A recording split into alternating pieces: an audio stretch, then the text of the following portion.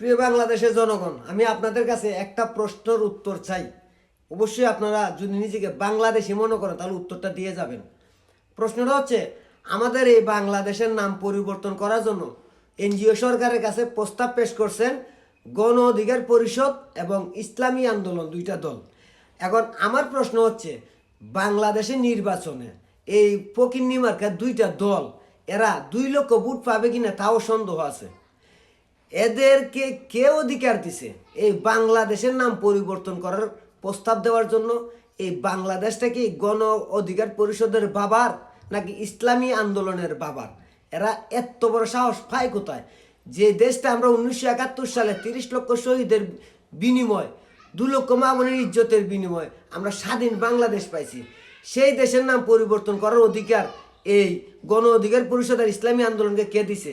আপনাদের কাছে আমার প্রশ্ন।